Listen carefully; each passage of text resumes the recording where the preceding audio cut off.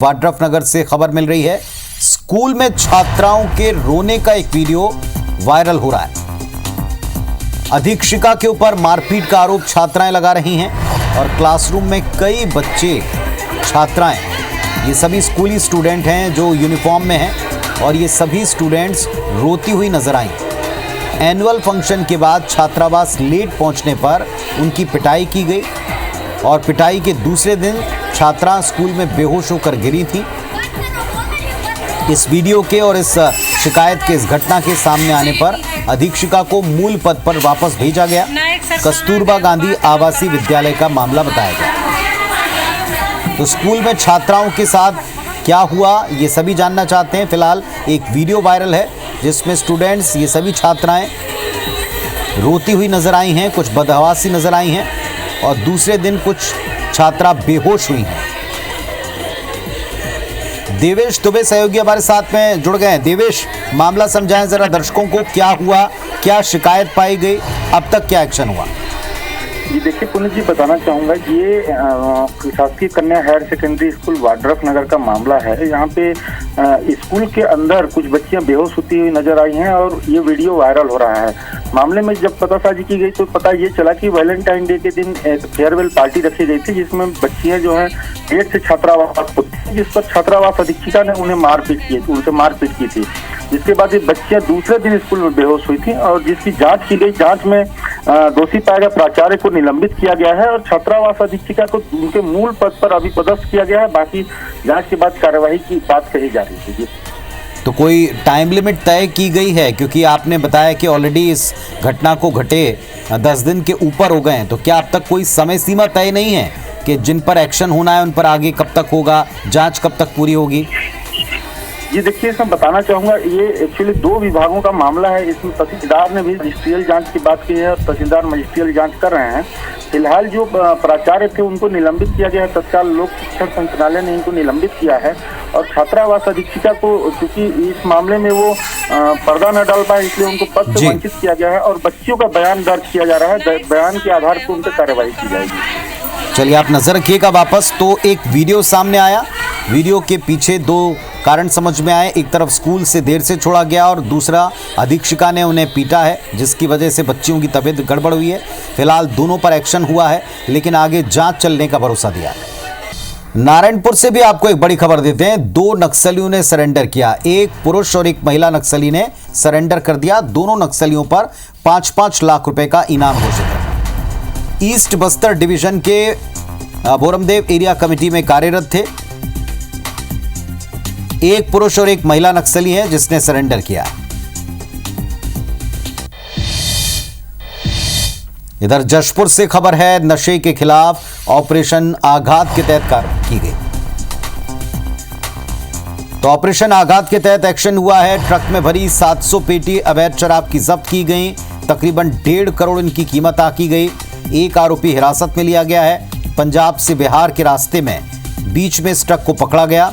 Duldula police ने action लिया।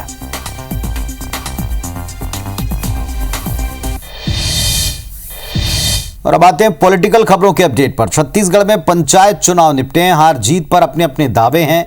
नतीजों से उत्साहित पंचायत एवं ग्रामीण विकास मंत्री विजय शर्मा ने कहा कि जिला पंचायतों में 80% भाजपा समर्थित प्रत्याशी जीत कर आए।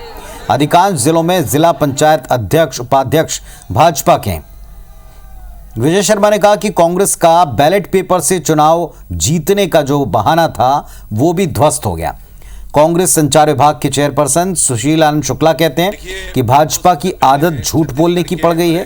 तीनों चरणों में कांग्रेस के समर्थक ज्यादा जीते। भाजपा हार को छिपाने के लिए प्रशासन और आंकड़ों की ओट ले रही है।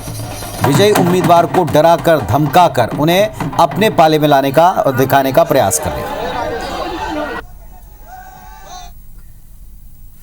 भारतीय जनता पार्टी के लोग लगभग 80% स्थानों पर विजयी हुए हैं। लगभग 80% स्थानों पर भारतीय जनता पार्टी के अध्यक्ष काबिज होंगे। अब ये बहाना भी नहीं बचा है कि ईवीएम या बटन पर कुछ कहा जाए। बैलेट पर चुनाव हुआ है। भारतीय जनता पार्टी की सरकार, विष्णुदेव साय जी की सरकार, उनके कार्यों पर, उनकी योजनाओं पर उनकी नीतियों पर, उनके प्रयासों पर, सरकार की सादगी पर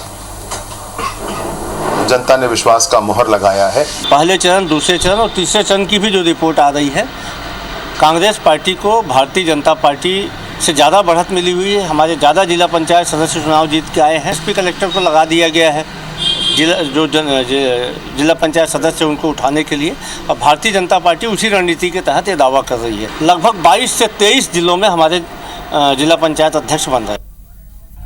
रायपुर में नाकोड़ा ग्रुप द्वारा आयोजित श्यामलाल गोयल स्मृति क्रिकेट टूर्नामेंट का सफलतापूर्वक समापन हुआ। पिछले 18 वर्षों से आयोजित इस प्रतिष्ठित टूर्नामेंट में इस साल 10 बैंकिंग टीमों और 2 कॉर्पोरेट टीमों ने हिस्सा लिया। 2 दिवसीय टूर्नामेंट में शानदार मुकाबले हुए। सेमीफाइनल में कुल 4 टीमें अपनी जगह बना पाईं। इसके बाद फाइनल मुकाबला हेक्टर पाइप और एक्सिस बैंक के बीच खेला गया। कड़ी प्रतिस्पर्धा के बाद हेक्टर पाइप की टीम ने शानदार प्रदर्शन कर जीत हासिल की। नाकोड़ा ग्रुप के चेयरमैन वीरेंद्र गोयल और डायरेक्टर संजय गोयल ने सभी खिलाड़ियों के उत्कृष्ट प्रदर्शन की सराहना की। विजेता हेक्टर पाइप टीम को बधाई दी। टूर्नामेंट के सफल आयोजन में नाकोड़ा ग्रुप के आर.के. अग्रवाल, अनंत दवे और एस.के. झा का विशेष योगदान रहा। इसके अलावा 2 दिन तक लगातार कमेंट्री करने वाले दुर्गेश सोनी की भी प्रशंसा की गई। उन्होंने टूर्नामेंट का रोमांच बनाए रखा और बड़े रोमांचक अंदाज में कमेंट्री की। टूर्नामेंट की सफलता पर रायपुर उत्तर के विधायक पुरंदर मिश्रा ने आयोजकों को फोन पर बधाई देते हुए भविष्य में इस तरह के आयोजन जारी रखने के लिए शुभकामनाएं दी। ये नाकोड़ा ग्रुप का प्रोग्राम है एंड ये प्रोग्राम हम लोग पिछले 15-16 साल से आयोजित कर रहे हैं। हम ये मान के चलते हैं कि ये हमारे लोगों में, हमारे कर्मचारियों में, हमारे साथ वाले लोगों में और पर्टिकुलरली बैंकर्स में एक नई स्फूर्ति पैदा करता है, आगे काम करने की नई ताकत देता है। बहुत ही खुशी का अपने क्षण है कि हमारी पूरी टीम जो है हेक्टर पाइप की और नाकोड़ा टीम की टीम बहुत अच्छा खेल रही है और हम लोग हेक्टर पाइप की टीम हमारे मैच को जीतने के कगार पर और सभी खिलाड़ी अच्छा खेले हैं। सभी के लिए बहुत बहुत शुभकामनाएं। और ये एक पूरा पारिवारिक टूर्नामेंट है। हमारी कंपनी के कर्मचारी और परिवार और जितने भी हमारे बैंकर्स, उनके बीच में एक सौहार्दपूर्ण वातावरण के हिसाब से मैच होता है। एक पारिवारिक कार्यक्रम है ये पूरा। 2 दिन का पूरा उत्सव है ये। शिव भक्तों के लिए साल का सबसे बड़ा पर्व महाशिवरात्रि आ रही है और महादेव की बारात की तैयारी है। भिलाई शहर में माहौल पूरी तरह शिवमय हो चला है। बोल बम सेवा और कल्याण समिति की संगीत संध्या, जिसमें देर रात तक शिव भक्त झूमते नजर आए। कुर्सी पार्क के दुर्गा मंच पर हुए संगीत संध्या के कार्यक्रम में मशहूर भजन गायिका शहनाज अख्तर के भजनों ने समा बांधा। इस अवसर पर निगम के महापौर नीरज पाल समेत कई पार्षद संगीत संध्या का हिस्सा बने। कार्यक्रम में शामिल सभी अतिथियों ने कहा कि बीते 17 वर्ष से भिलाई के लोग बाबा की बारात के दर्शन पा रहे हैं। इसके पहले बाबा की बारात देखने भक्तों को उज्जैन या देवघर जाना पड़ता था। बोलबम सेवक एवं कल्याण समिति के प्रदेश अध्यक्ष दया सिंह ने बताया कि संगीत संध्या के साथ बाबा की बारात का आगाज हो चुका है। महाशिवरात्रि पर होने वाले शिव और शक्ति के मिलन से पहले ये संगीत संध्या का आयोजन हुआ। 26 फरवरी को शिवरात्रि के दिन निकलने वाली भोले बाबा की बारात की तैयारी लगभग पूर्ण हो गई है। देवादेव महादेव की बारात के पूर्व संगीत संध्या होता है। भक्तों का भाव और सब देख रहे हैं, आपकी परिवार से पहुंचे हुए हैं और निश्चित तौर पर सब भक्तिमय होगा, संगीत होगा, बढ़िया भंडारा होगा। क्या संगीत संध्या बाबा का तो झूमे नाचे और महाभंडारे का आनंद लेके जाए। तो ये इतना बड़ा आयोजन, इसको मैं ये बोल सकता हूँ कि पूरे मध्य भारत का अगर 17 वर्षों से लगातार आयोजन हो रहा है और उसका एक लेवल है, उस स्तर को बराबर रखते हुए आयोजन करना बहुत बड़ी बात है। पुनीत काम के लिए इनको, दया सिंह जी को और दया सिंह जी की पूरी टीम को बहुत साधुवाद देता हूँ। मेरा बड़ा ही सौभाग्य है कि आज मुझे दया सिंह जी भैया ने यहाँ पे आमंत्रित किया है और समस्त यहाँ पे शिव बारात निकलती है, आदरणीय दया सिंह जी निकालते हैं और मेरा बड़ा ही सौभाग्य है कि मुझे कम से कम पता नहीं कितने बार, मुझे तो खुद याद नहीं भिलाई में कितनी बार आ गई, लेकिन 2006 से मैं आ रही हूँ। बहुत ज्यादा खुश हूँ और बहुत ज्यादा शुभकामनाएं देती हूँ मैं दया सिंह जी को और समस्त जितने टीम मेंबर्स सभी को।